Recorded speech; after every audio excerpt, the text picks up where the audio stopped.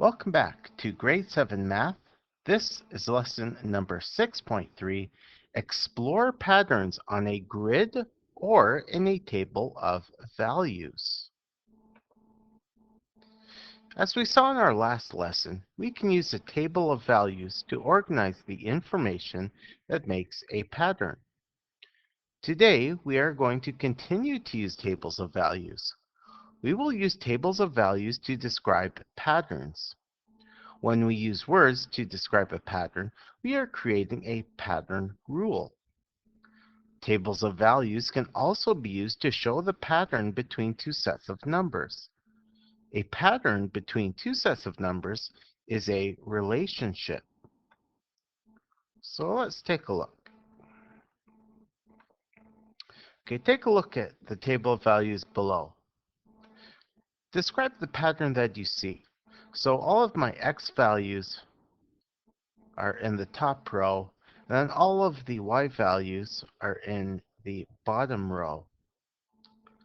Why don't you just consider what happens as we move along our x values? How are we getting from the x value to the y value below it? Take a second to think about it, and then I will reveal the pattern. Okay, here it is. As x increases by 1, y increases by 2.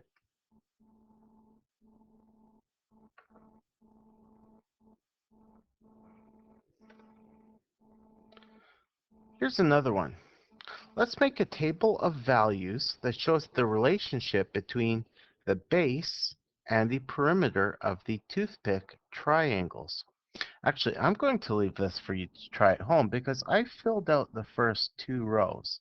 So in the first triangle, there's only one stick or one toothpick as the base, but the entire perimeter is 3 toothpicks. That's why I've got 1 and 3. Okay, for the second triangle, the base is 2 toothpicks long, but the entire perimeter is 6 toothpicks. So that's why I get 2, 6. So I want you to try this now for the next two items in the pattern. So pause the video and try it at home. We'll take it up in tomorrow's class. Let's quickly review how to plot points on a coordinate grid. Looking at a coordinate grid can help us understand a pattern. To draw an ordered pair, xy, on a coordinate grid, we start at 0, 0 on the grid. That's in the bottom left. Okay, and some grids actually have a 0 written here, but in this case, we don't. The x value tells us how many spaces to go across.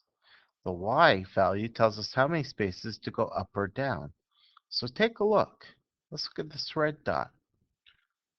So we go across 1, and we go up 2.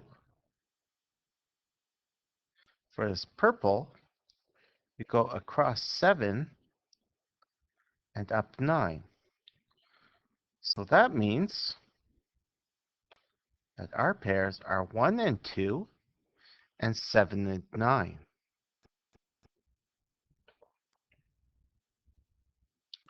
Okay, here's what I want you to try out at home.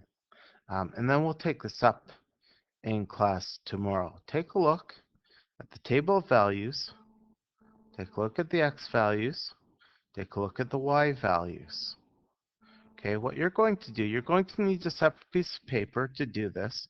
So you're going to make a coordinate grid just like this, and you're going to plot the points, and you should see a pattern in the line that is formed. So try that at home, put this on pause, take it up tomorrow.